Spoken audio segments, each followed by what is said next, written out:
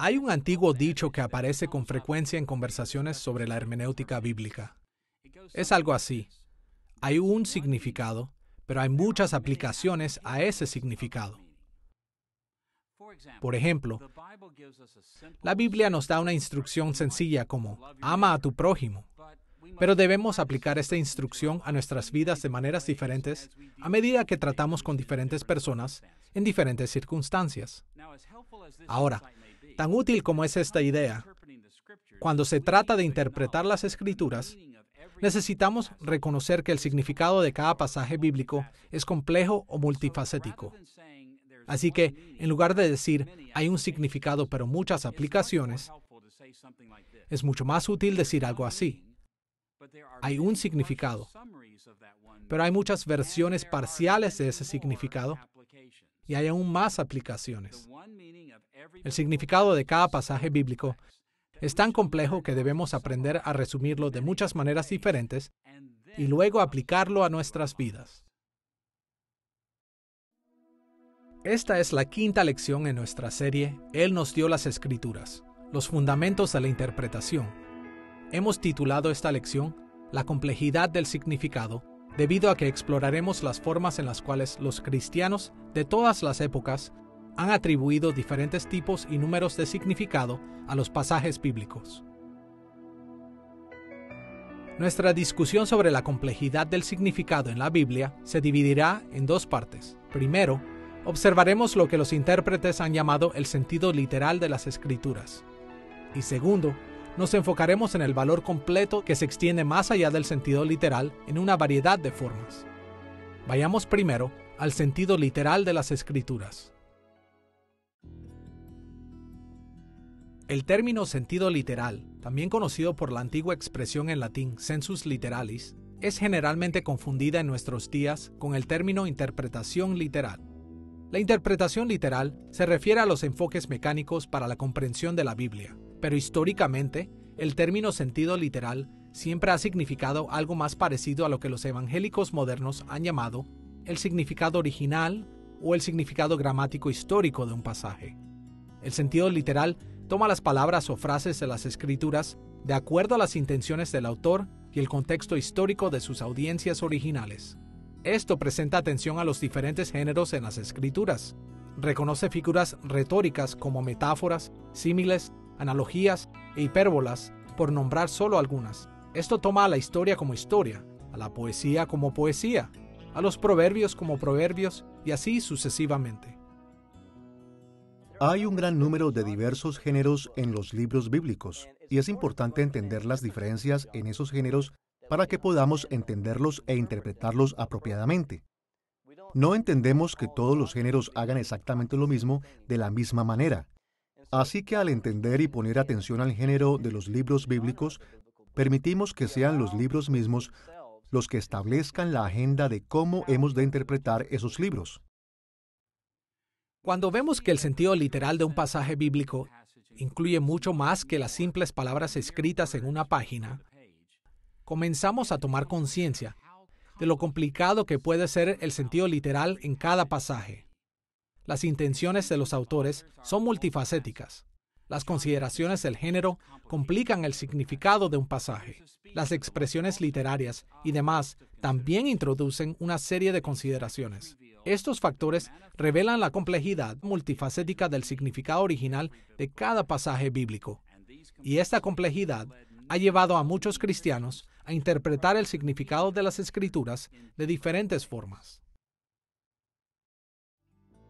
A través de la historia, los cristianos han afirmado de manera casi unánime la necesidad de encontrar el sentido literal o el significado original de los textos bíblicos. Pero también ha habido otras voces diciendo que el significado de las Escrituras es tan complejo que no puede resumirse simplemente bajo el título de sentido literal. Así que, en esta parte de nuestra lección, exploraremos la historia del término sentido literal con el fin de ver cómo el sentido literal propiamente entendido puede ayudarnos a investigar y describir el complejo significado de las Escrituras. Veremos la complejidad del significado de las Escrituras de dos maneras principales asociadas a su sentido literal. Primero, Veremos que algunos seguidores de Cristo han dicho que el sentido literal es solo uno de los múltiples significados de las Escrituras.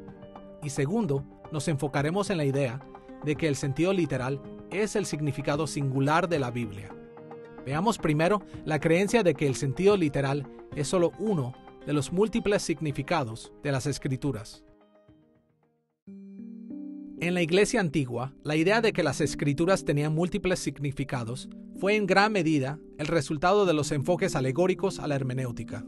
Un enfoque alegórico es uno que interpreta a las personas, lugares, cosas y eventos históricos escritos en las Escrituras como si ellos fueran símbolos o metáforas de verdades espirituales. Un árbol puede representar un reino, una guerra puede representar una lucha interna con el pecado, y así sucesivamente. En las interpretaciones alegóricas, las realidades físicas descritas en la Biblia son generalmente minimizadas y pueden también ser descartadas como algo sin importancia o falso. Y las ideas espirituales, representadas por estas realidades físicas, tienden a ser tratadas como los asuntos más importantes de las Escrituras. El enfoque alegórico cristiano es algunas veces trazado por el erudito judío Filón de Alejandría, quien vivió alrededor de los años 20 a.C. y tal vez hasta el año 50 después de Cristo. Filón estableció la base para el método alegórico cristiano, viendo las escrituras hebreas como alegorías que revelaban altas verdades espirituales. Después de Filón, durante los primeros siglos de la Iglesia, los líderes cristianos académicos adoptaron un enfoque similar para interpretar tanto el Antiguo como el Nuevo Testamento de la Biblia. Esto fue especialmente cierto en la escuela catequística de Alejandría, en donde enseñaban teología e interpretación de la Biblia para estudiantes de teología. Uno de los más famosos maestros de la escuela catequística fue Orígenes, quien vivió aproximadamente entre los años 185 al 254 después de Cristo. Orígenes dividió el significado de las Escrituras en dos categorías, el sentido literal y el sentido espiritual. A partir de la distinción de Pablo entre la letra y el espíritu de la ley, en 2 Corintios capítulo 3, versículo 6, Orígenes dijo que cada pasaje de las Escrituras tiene dos tipos principales de significado, la letra del texto y el espíritu del texto. Por letra, Orígenes se refería al sentido puro de las palabras en su contexto gramatical. Y por el espíritu del texto, él se refería al sentido figurativo, significado que va más allá del sentido puro de las palabras mismas. Orígenes tendía a igualar la letra del texto con su significado literal y defendió la autoridad del significado literal. Pero adicionalmente a esto, Orígenes argumentó que creyentes espiritualmente maduros deben ver más allá del significado literal para encontrar el significado espiritual de las Escrituras. Por ejemplo, en su obra Sobre los Principios, libro 4, capítulo 1, sección 16, Orígenes argumentó que las historias de la creación en Génesis capítulos 1 y 2 eran contrarias a la razón y por lo tanto, los cristianos deberían ignorar su sentido literal y observar más profundamente los significados espirituales. No es de sorprenderse que los métodos alegóricos de Orígenes han sido muchas veces criticados a través de la historia, pero aún así, su enfoque tuvo influencia significativa sobre la dirección de la hermenéutica de los primeros cristianos. Algunos intérpretes antiguos, como Juan Crisóstomo, tenían algunas ideas brillantes en las narraciones bíblicas, como el libro de Hechos, y tendían a leerlos más literalmente. La forma en la que normalmente leemos las narraciones es que tratamos de escuchar lo que la narración está diciendo y tratamos de sacar lecciones o la moraleja de la narración.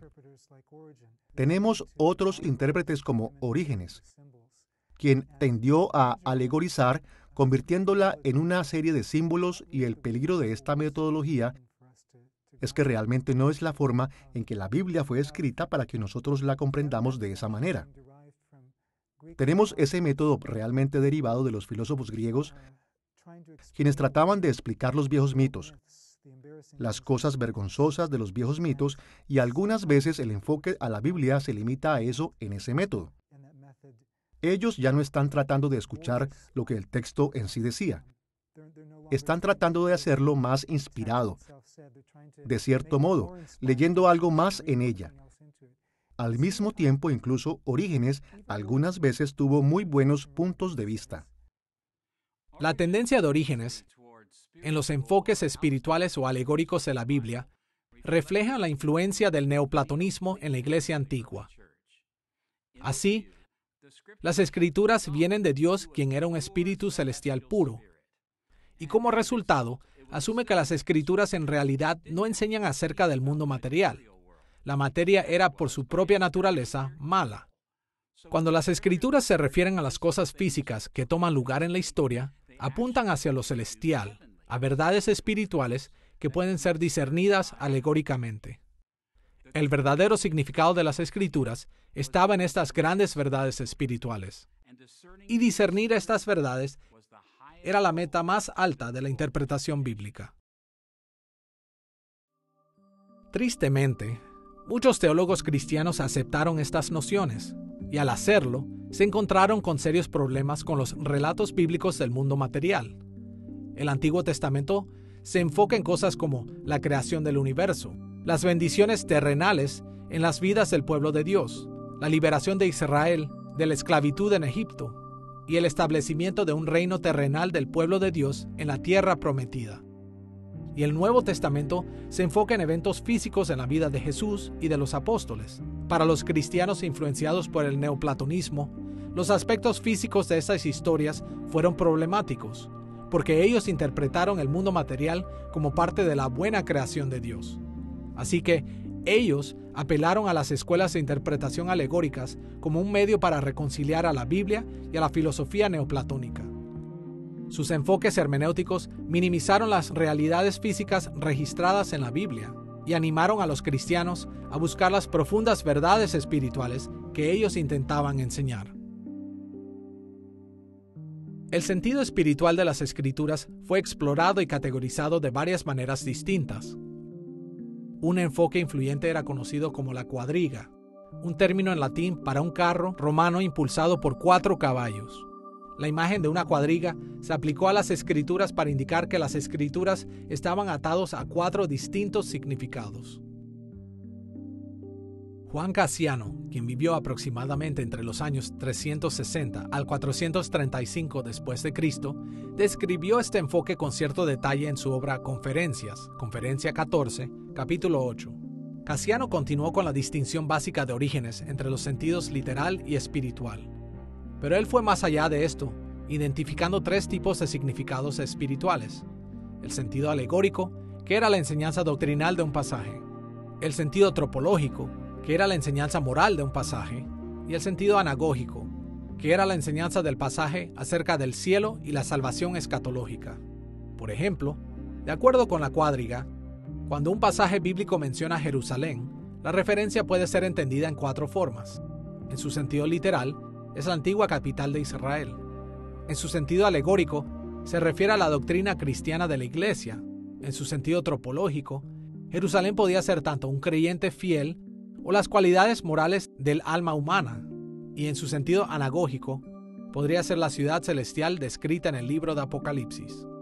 Ahora, es importante notar que a través de los siglos, los intérpretes bíblicos han debatido cuán estrechamente los significados espirituales de los pasajes bíblicos deben estar vinculados a su significado literal. Algunos dicen que todos los significados estaban vitalmente conectados al significado literal, pero otros dijeron que cada sentido del texto era independiente de los otros y apelaron a los significados espirituales ocultos que no tenían nada que ver con el sentido literal. Solo como un ejemplo, el influyente teólogo francés Bernardo de Claraval, quien vivió entre los años 1090 al 1153, promovió algunas interpretaciones extremadamente imaginativas de las Escrituras que divorció su sentido espiritual de su sentido literal. Por ejemplo, su interpretación del libro de Cantar de los Cantares era completamente ajena al sentido literal del texto. Escuchemos estas palabras en Cantares, capítulo 1, versículo 17. Las vigas de nuestra casa son de cedro y de ciprés los artesonados. Cuando leemos este pasaje en su contexto histórico, no es difícil ver que se trataba de una descripción del palacio real de Salomón. Esto exaltó al rey, llamando la atención a la maravilla que era su morada real. Pero Bernardo de Claraval no permitió que el sentido gramático histórico literal de este verso gobernara su interpretación. Desde su punto de vista, este pasaje realmente simbolizaba realidades espirituales. La casa misma representa al pueblo de Dios, y las vigas y los travesaños de la casa corresponden a las autoridades de la iglesia. Él continuó diciendo que este versículo enseña cómo la iglesia y el Estado estaban para operar uno junto al otro. Los significados espirituales que Bernardo pensó haber encontrado en este pasaje no emergieron de o incluso coordinaron con su sentido literal. Martín Lutero, en sus enseñanzas sobre Génesis, habla del estilo alegórico de interpretación. Y por alegórico me refiero no a la intención alegórica del autor, sino a tomar un texto y alegorizarlo de una manera que el autor no pretendía. Él dice que en su juventud, Lutero decía: yo era muy bueno en esto, también, y recibí muchos aplausos por ello, pero no es fiel a las Escrituras. Calvino también habló de esta alegorización y dice que eso es como poner una ruleta en las Escrituras y que nosotros la giremos a la manera que el intérprete quiera en lugar de ser fiel al autor. Pienso que tiene gran valor leer acerca de los padres de la Iglesia, y Lutero obviamente los leyó e incluso los criticó. Aprendemos de ellos, aunque a menudo tomaron ilegalmente doctrinas verdaderas y las pusieron en textos que no decían eso. Entendemos lo que trataban. Buscaban entender cómo interpretar el Antiguo Testamento y hacerlo relevante para los cristianos, aunque a menudo se extraviaron al hacerlo. Podemos aprender cómo interpretaron las Escrituras, y hay muchos ejemplos fieles de interpretación a través de la historia de la Iglesia de los que podemos aprender. La idea de que las Escrituras tienen múltiples significados ha ganado una amplia aceptación en el mundo contemporáneo, pero ha sido por distintas razones. En lugar de discutir que Dios diseñó las Escrituras para comunicarse en múltiples niveles, muchos intérpretes modernos creen que los múltiples significados de la Biblia son el resultado de las inherentes ambigüedades del lenguaje mismo. Argumentan que el lenguaje es tan ambiguo que nunca podrá tener un significado singular y preciso. Así, lo mejor que podemos hacer es determinar límites imprecisos del significado de un pasaje bíblico. Pero en este punto de vista, estos múltiples significados de la Biblia no pueden ser verificados, y se debe aceptar cuando una persona decide que el significado es esto y otra decide que es aquello. Ahora que hemos visto que muchos cristianos tienen la creencia de que el sentido literal de las Escrituras es solo uno de sus múltiples significados, consideremos la idea de que el sentido literal es el significado singular de las Escrituras. El famoso teólogo Tomás de Aquino, quien vivió alrededor de los años 1225 al 1274, defendió un enfoque mucho más responsable para la cuadriga. A diferencia de muchos de sus predecesores y contemporáneos, él insistió que el sentido literal de las Escrituras era fundamental para todos los otros sentidos. Por ejemplo, en su Suma Teológica, parte 1, pregunta 1, artículo 10, él insistió que cada interpretación espiritual legítima estaba enraizada en el sentido literal de un pasaje. También enseñó que nada de lo que es necesario para la fe fue comunicado como un significado espiritual sin ser enseñado en otras partes de las Escrituras en su sentido literal. No todos los académicos estuvieron de acuerdo de que Aquino siempre siguiera estos principios para interpretar las Escrituras. Sin embargo, él insistió en el principio de que cada sentido de un pasaje de las Escrituras debe estar ligado a su sentido literal. Aunque el esfuerzo de Aquino para anclar el significado espiritual en el significado literal de la Biblia puede parecer sentido común para la mayoría de nosotros, su punto de vista no fue adoptado por todos. La interpretación espiritual se separó del significado literal de algunos pasajes que habían sido usados para apoyar muchas doctrinas de la Iglesia medieval. Y las autoridades eclesiásticas aseguraron que ellos tenían un punto de vista especial dado por Dios para el significado espiritual, que no tenían conexión con el significado literal de la Biblia. Pero el Renacimiento en Europa, durante los siglos XIV al XVII, sentó las bases para un cambio dramático en la interpretación de las Escrituras. En resumen, los académicos renacentistas comenzaron a estudiar la literatura clásica, filosófica y los textos religiosos en sus lenguajes originales. A medida que lo hacían, también interpretaban estos textos al margen de la autoridad de la Iglesia, haciendo hincapié en el sentido literal e histórico de estos textos. Y no pasó mucho tiempo antes de que este enfoque también se aplicara a las Escrituras. Esta estrategia de interpretación equivalía al sentido literal con lo que hemos llamado el significado original de pasajes bíblicos, y enfatiza la importancia central y la autoridad de este significado original y literal. Bueno, en la iglesia medieval, la mayoría de los creyentes afirmaron que la intención plena de Dios en las Escrituras se conoce a través de un enfoque cuádruple: lo moral seguido de lo literal, lo anagógico y lo alegórico. Así que los reformadores del siglo XVI, llamados protestantes por la mayoría de nosotros, objetaron esto, parte en teoría, pero especialmente por lo que resultó de esto, lo cual era una tradición de enseñanza, que ellos sintieron, en algunos casos, como una alteración a las Escrituras, o que ocultaba la intención original o la intención del autor de las Escrituras a favor de la autoridad de la Iglesia. La cuádriga, o el sentido cuádruple de las Escrituras, tiene una larga y antigua tradición e historia dentro de la Iglesia cristiana. Así es que los padres de la Reforma fueron presionados por sus contrapartes católicas durante el tiempo de la Reforma, porque los reformadores insistían que solo hay un sentido o significado de las Escrituras. En respuesta, personas como William Whitaker dijeron: nosotros no rechazamos la cuádriga, el hecho de que hay 4 sentidos para las Escrituras. Nosotros rechazamos la idea que hay 4 significados para las Escrituras. Solo hay uno, que incluye el significado histórico, literal y gramatical. Pero las otras 3 son colecciones o lo que podríamos hoy pensar como aplicaciones o algo por el estilo.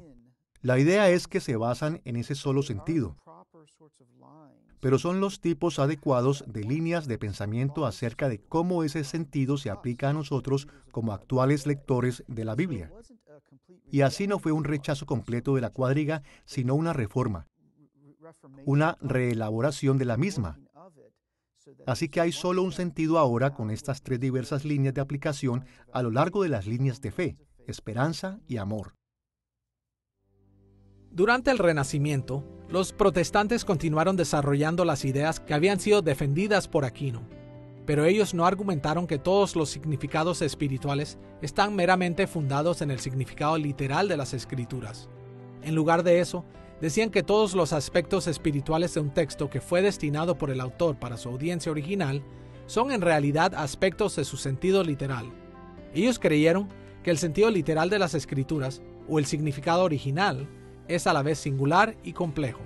Podríamos decir que los protestantes renacentistas ampliaron el concepto del término literal, así que este incluía toda la literatura de las Escrituras que el autor pretendía transmitir. Como resultado, figuras destacadas como Ulrich Zwingli, Martín Lutero y Juan Calvino pensaron en el significado original o literal como aquel que incluye todo lo que significa cada pasaje bíblico. Ellos vieron el sentido literal como un significado complejo que incluye aspectos históricos, doctrinales, morales y escatológicos. Puede ser útil ilustrar el concepto protestante del sentido literal de las Escrituras comparándola con un corte de una piedra preciosa. Las piedras preciosas tienen múltiples facetas o caras, así como hay muchos pequeños sentidos que contribuyen al sentido literal de las Escrituras. Cada pasaje de las Escrituras fue escrito por su autor para comunicar algo acerca de hechos históricos, doctrinas, obligaciones morales, salvación y escatología, y así sucesivamente. Cada cara de una piedra preciosa es una superficie distinta que contribuye a la belleza de toda la piedra. Y ninguna de las caras por sí sola puede afirmar que es toda la piedra.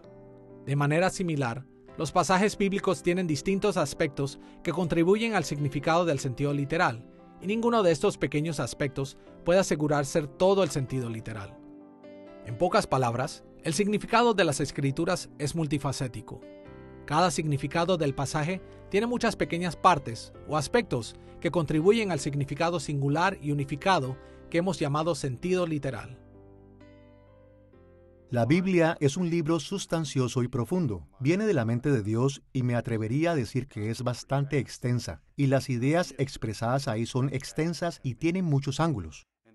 La evaluación de las interpretaciones es una cuestión de preguntarse a sí mismo: ¿Es este ángulo una manera apropiada de leer el texto? Solo tenemos que pensar en términos de las posibilidades para la multiplicidad y lo que es apropiado en el contexto de ver las cosas desde diferentes ángulos y estar abierto a la posibilidad de lo que significa. De hecho, es y puede ser complejo.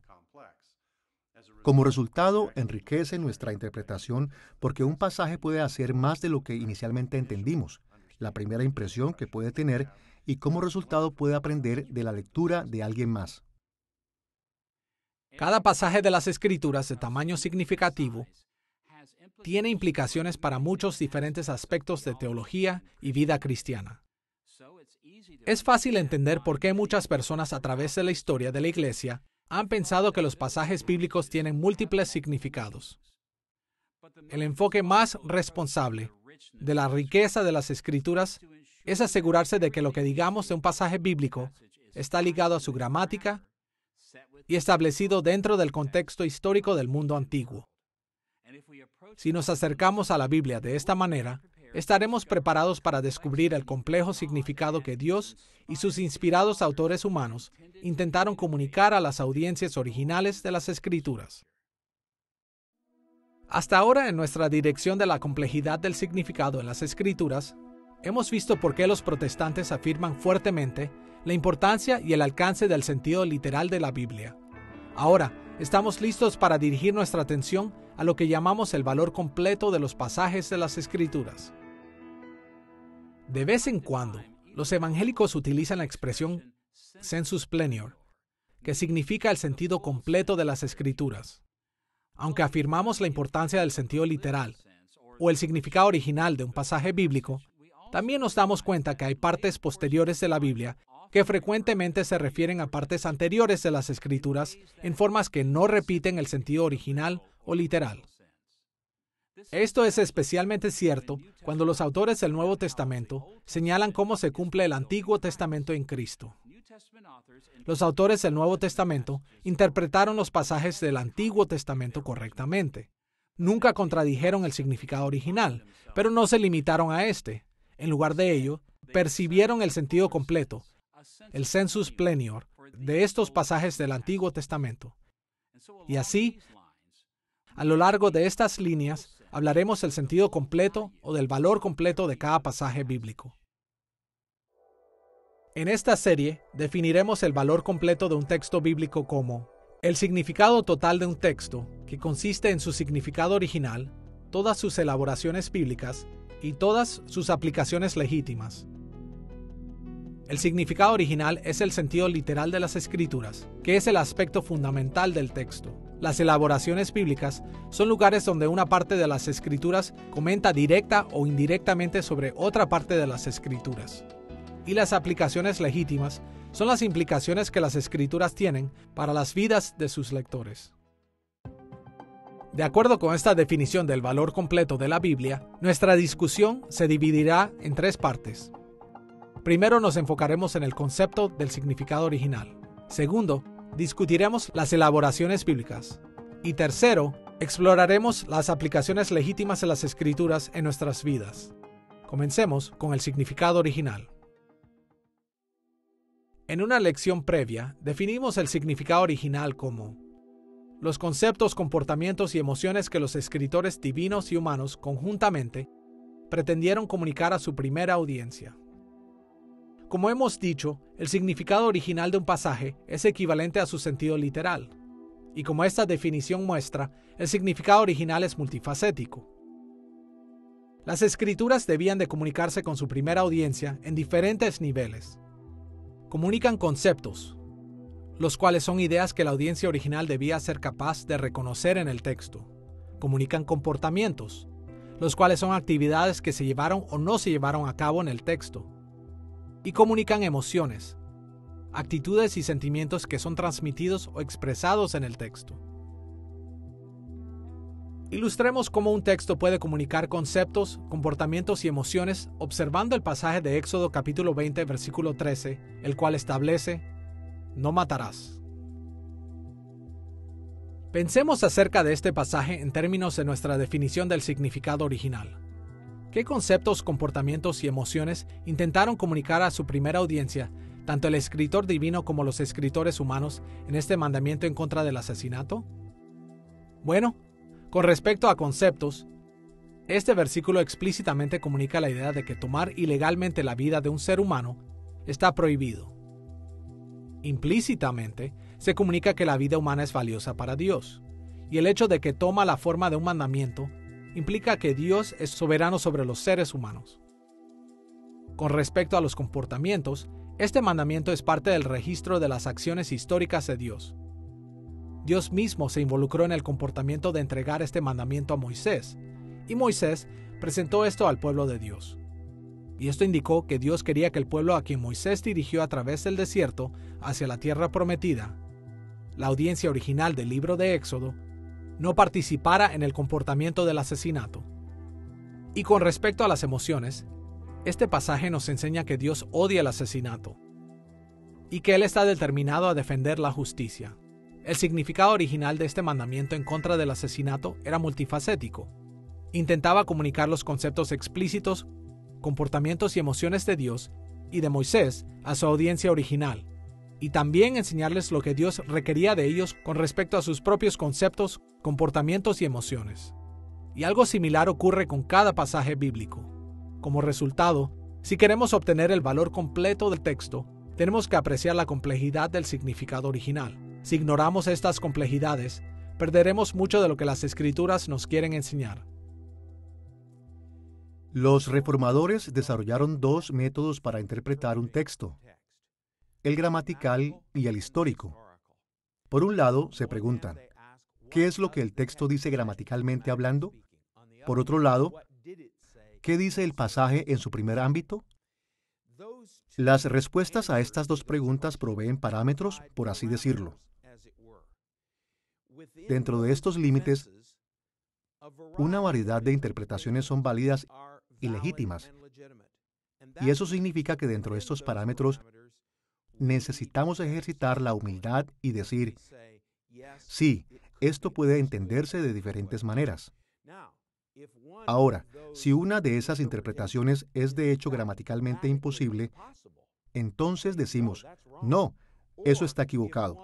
O si una es históricamente imposible, no podrían haber hecho eso en ese entorno, esto debe rechazarse. Pero dentro de esos parámetros, una variedad de interpretaciones es posible y, como yo digo, necesitamos ejercitar la humildad de acuerdo a nuestro propio entendimiento. Las Escrituras pueden relativamente ser leídas en más de una forma. Ahora bien, esto no significa que todo es válido. Algunas cosas son claramente correctas. Y esto es una vez más donde, por ejemplo, los temas principales que están estipulados en los credos son útiles. La regla de fe nos protege contra las lecturas errantes de las Escrituras. Hay algo fundamental equivocado cuando nos envolvemos en un diálogo con otro intérprete bíblico y lo hacemos con un espíritu doctrinal arrogante. Ahora que hemos visto cómo el significado original contribuye al valor completo de las Escrituras, dirijamos nuestra atención a las elaboraciones bíblicas. Las elaboraciones bíblicas son lugares donde una parte de las Escrituras, directa o indirectamente, comentan sobre un aspecto del significado de otro pasaje en las Escrituras. Debido a que todas las Escrituras son inspiradas e infalibles, estas elaboraciones siempre concuerdan y confirman el significado original. Algunas veces, una elaboración se establece como una repetición de una faceta del significado original. En otras ocasiones, una elaboración bíblica puede ser establecida como una aclaración de cosas que no eran del todo aparentes o bien entendidas. E incluso en otras ocasiones, una elaboración bíblica puede ser una expansión del significado de un pasaje en particular. Por ejemplo, la Biblia explica con detalle el mandamiento en contra del asesinato en muchos lugares. El mandamiento se registra por primera vez en Éxodo capítulo 20, versículo 13, donde dice, no matarás.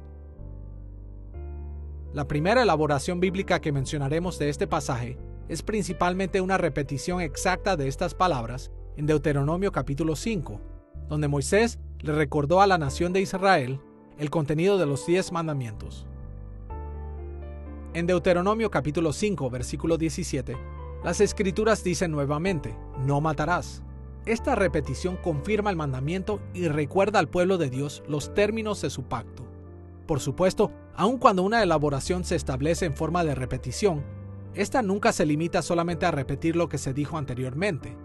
El contexto de la elaboración siempre añade algo a su significado. Aún así, es útil reconocer que algunas elaboraciones son repetitivas en su estructura. El segundo tipo de elaboración que enlistamos fue la aclaración, y encontramos una aclaración del mandamiento en contra del asesinato en Números capítulo 35. En ese capítulo, Moisés distinguió entre el asesinato y el homicidio accidental. Escuchemos lo que Moisés escribió en Números capítulo 35, versículos 20 al 25. Si alguien mata a una persona por haberla empujado con malas intenciones, o por haberle lanzado algo intencionalmente, o por haberle dado un puñetazo por enemistad, el agresor es un asesino y será condenado a muerte. Pero podría ocurrir que alguien sin querer empuje a una persona, o que sin mala intención le lance algún objeto, o que sin darse cuenta le deje caer una piedra, y que esa persona muera. La comunidad deberá proteger del vengador al acusado. Esta aclaración provee información que era crucial para entender el mandamiento en contra del asesinato. Se deja en claro que no todos los casos ilegales en los que se mata a un ser humano son también casos de asesinato y que los accidentes no deben ser castigados de la misma manera en la que un asesinato es castigado.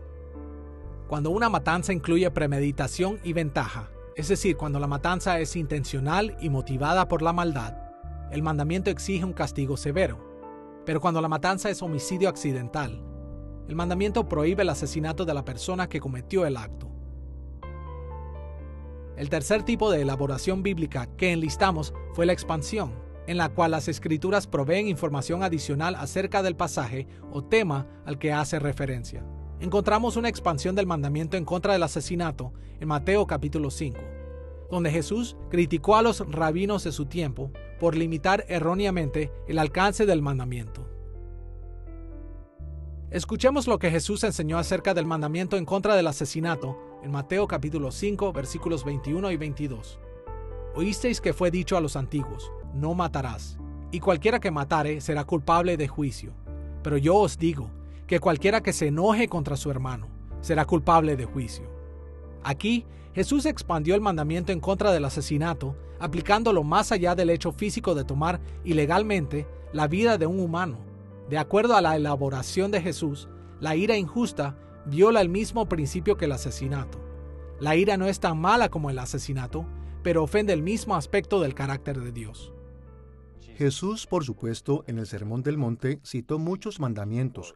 Uno de ellos es, oíste que fue dicho, no matarás. Y entonces él dice, pero yo les digo, esto no es acerca del asesinato, es acerca del odio.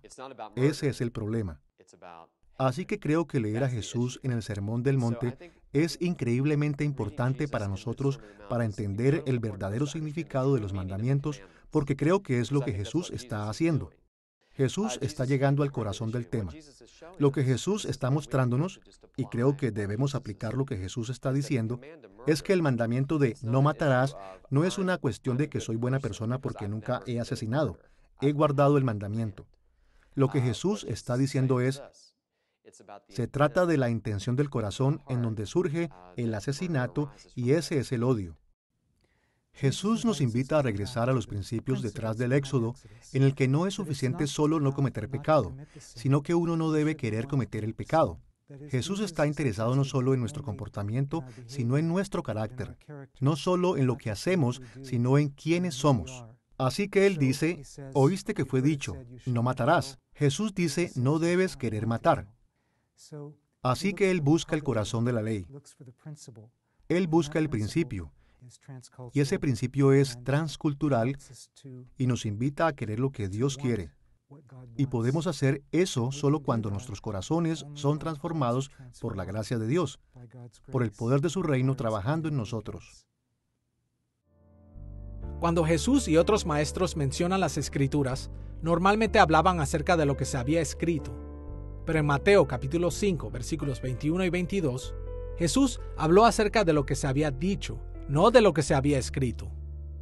Esa era una manera común de referirse a lo que los maestros judíos habían dicho acerca de lo que se había escrito. Lejos de cuestionar el Antiguo Testamento, Jesús estaba refutando las interpretaciones populares del Antiguo Testamento que se habían desviado del significado original del Antiguo Testamento. Esta elaboración fue una expansión del significado original del mandamiento porque fue más allá de la aclaración. No solo explicó el significado de las palabras del mandamiento mismo, sino que trajo información adicional de otros pasajes para influir en el mandamiento en maneras que revelan la intención original del mandamiento en el contexto más amplio de la revelación de Dios. Visto en este contexto, Jesús señaló que el mandamiento en contra del asesinato siempre ha tenido la intención de revelar el cuidado de Dios por la humanidad, y que sus implicaciones originales iban mucho más allá de una simple prevención del asesinato. Bueno, Dios ciertamente prohíbe el asesinato en Éxodo. Y cuando Jesús aborda ese mandamiento en el Sermón del Monte, procede a decir que éste abraza al odio y la ira, lo que podríamos llamar pecados del corazón. Ahora, ha habido una serie de formas de explicar lo que está sucediendo ahí. ¿Qué está haciendo Jesús con el mandamiento original? Algunos han dicho que lo está haciendo a un lado, introduciendo algo nuevo. Otros han dicho que el mandamiento dado en Éxodo era simplemente algo externo, y ahora Jesús viene añadiendo algo completamente nuevo, algo inesperado y aparte del mandamiento de Éxodo, y que está internalizando la ley. Yo creo que el mejor enfoque es decir que Jesús no está diciendo algo nuevo, sino que simplemente está mostrando lo que ya está en el mandamiento. Creo que eso es evidente, por ejemplo, cuando observas el Decálogo, el 10º mandamiento, no codiciarás. Es un mandamiento que se dirige al corazón y a los pecados del corazón. Y eso, creo, pretende ser una clave de todo el Decálogo. No debemos entender los mandamientos del Decálogo para ser dirigidos solamente al comportamiento externo, sino también dirigido a las acciones del corazón, a los pecados del corazón, a las actitudes del corazón subyacentes a esos comportamientos. Y así lo que Jesús hace en el Sermón del Monte es que está restaurando y está elaborando la ley en su plena intención, y está quitando la corrupción que ha venido a lo largo del curso de la historia de leer los mandamientos en la vida del pueblo de Dios. Así que Jesús está dándonos la verdadera intención de la ley y mostrándonos la ley en su plenitud. Entre más estudiamos las Escrituras, más nos damos cuenta de que la Biblia profundiza en sí misma una y otra vez. Los profetas y salmistas regularmente hacen referencia a la ley de Moisés. Jesús continuamente se refirió al Antiguo Testamento, y los escritores del Nuevo Testamento hicieron lo mismo una y otra vez. A veces, podemos tener dificultad para entender cómo los autores bíblicos llegaron a sus conclusiones. Pero en cada caso, las elaboraciones bíblicas confirman otras partes de la Biblia, repitiéndolas, clarificándolas y expandiendo su significado original. E hicieron todo esto bajo la inspiración del Espíritu Santo. Por esta razón, mientras exploramos el significado de las Escrituras, debemos reconocer y someternos nosotros mismos a todos los lugares donde las Escrituras se exponen a ellas mismas. Hasta ahora en nuestra discusión del valor completo de las Escrituras, hemos visto el significado original y las elaboraciones bíblicas. Así que ahora estamos listos para enfocarnos en las aplicaciones legítimas que podemos extraer de un texto bíblico. Definiremos aplicaciones legítimas como los impactos conceptuales de comportamiento y emocionales que el significado original y las elaboraciones bíblicas de un pasaje deben tener sobre sus audiencias. El significado original y las elaboraciones bíblicas están inspiradas y sostienen plena autoridad sobre los creyentes de todos los tiempos. Es por eso que todas las aplicaciones legítimas de las Escrituras deben ser derivadas de y ser consistentes con el significado original y las elaboraciones de la Biblia. Pero nuestras aplicaciones no están inspiradas por Dios. Cometemos errores y nuestras aplicaciones siempre están sujetas a modificaciones y mejoras. Aún así, en la medida en la que nuestras aplicaciones son fieles a las Escrituras, son parte del uso que Dios destinó para la Biblia y por lo tanto parte del valor completo de la Biblia. La Confesión de Fe Bautista de Londres, de 1689, un famoso resumen de doctrina bíblica protestante, expresa esta idea en su capítulo 1, sección 10.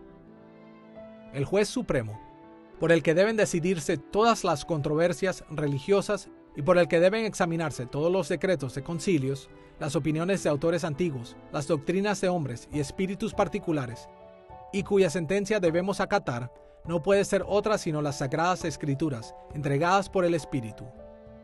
Las iglesias protestantes casi universalmente reconocen que la interpretación humana y la aplicación de la Biblia son falibles. Así que, mientras las autoridades humanas son legítimas, nunca pueden ser los jueces finales de la verdad.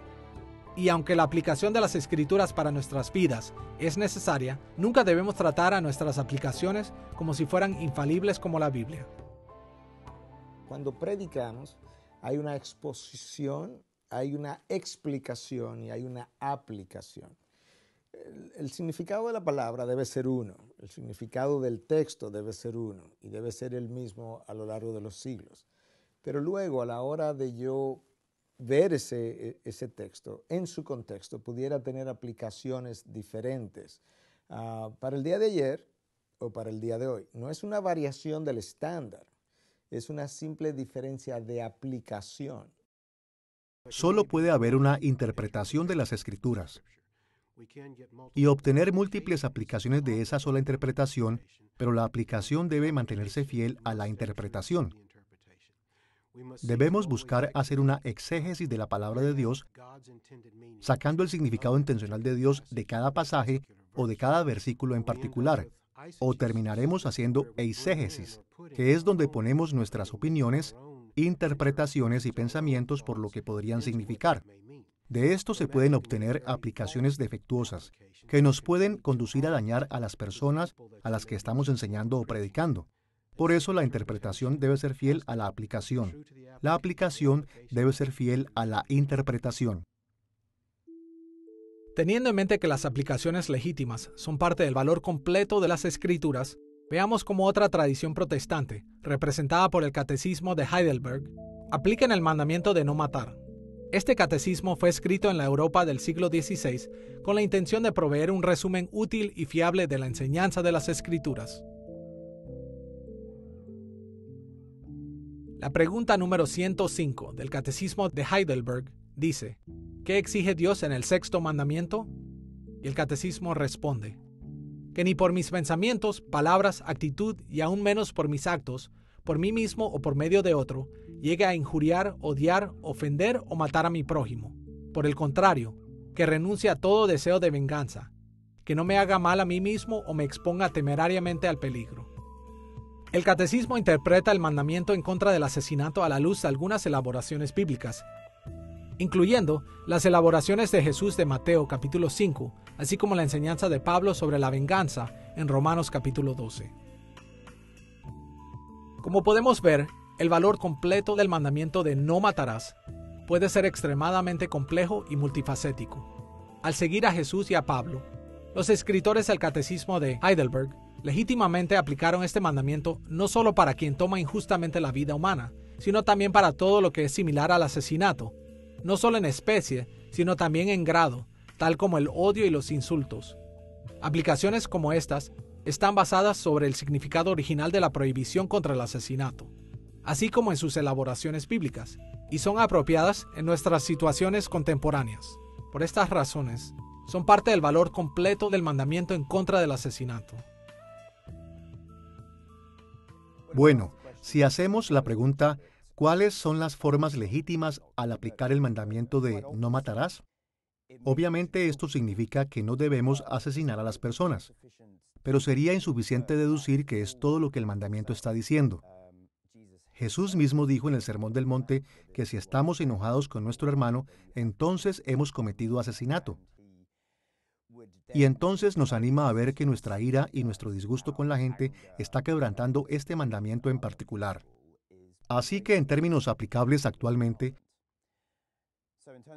creo que es importante que ayudemos a las personas a ver que los 10 mandamientos aún son profundamente relevantes porque entienden la severidad de la ofensa contra Dios, y también nos hacen apreciar que aún nuestras más pequeñas acciones, tal como las percibimos, ya sea lujuria o enojo, u otras emociones y pasiones, en realidad tienen el potencial de ir mucho más lejos si Dios nos trata con ellos al nivel del corazón. Así que la aplicación del texto bíblico debería ayudar a las personas a ver que deberíamos cortar de raíz, por así decirlo, los problemas, ya que podrían convertirse en algo mucho peor. Y de hecho, los problemas aún al nivel de raíz, Jesús dijo en el Sermón del Monte, siguen siendo graves. En el Sermón del Monte, Jesús nos da su enseñanza autoritativa de la ley, y una de las cosas que hace es tomar los mandamientos e impulsarlos a un nivel más profundo en el corazón.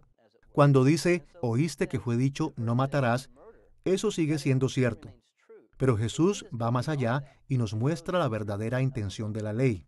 Él nos dice que no solo no debemos matar, sino que no debemos pronunciar incluso palabras asesinas, palabras que podrían ser equivalentes a necio. No debemos odiar a nuestro hermano. Y Él nos muestra que la ley en Éxodo, en los 10 mandamientos, no es solo no hacer algo. Él está mostrándonos que hay una intención más profunda que debemos entender cuando leemos estas leyes. La manera para entender estas leyes no es solamente una prohibición al descubierto, sino también es un mandamiento positivo. No es simplemente no matarás, sino promueve la vida. Y así como Jesús desglosa las partes importantes del Antiguo Testamento, Él la reduce en dos cosas: amar a Dios con todo el corazón y amar a nuestro prójimo como a uno mismo. Este mandamiento de amar es la verdadera intención de la ley. En el mundo moderno, los cristianos tienen que hacer juicios acerca de todo tipo de cuestiones relacionadas con la prohibición que hace la Biblia acerca del asesinato. Tenemos que lidiar con el aborto, la eutanasia, el suicidio, la guerra, la pobreza extrema y muchas otras amenazas para la vida y la dignidad humana. En cada caso, el mandamiento en contra del asesinato coloca responsabilidades sobre nosotros, y una de nuestras tareas como intérpretes de las Escrituras es la de averiguar cuáles son esas responsabilidades. Al hacerlo, revelamos más completamente lo que el significado de este mandamiento es en realidad.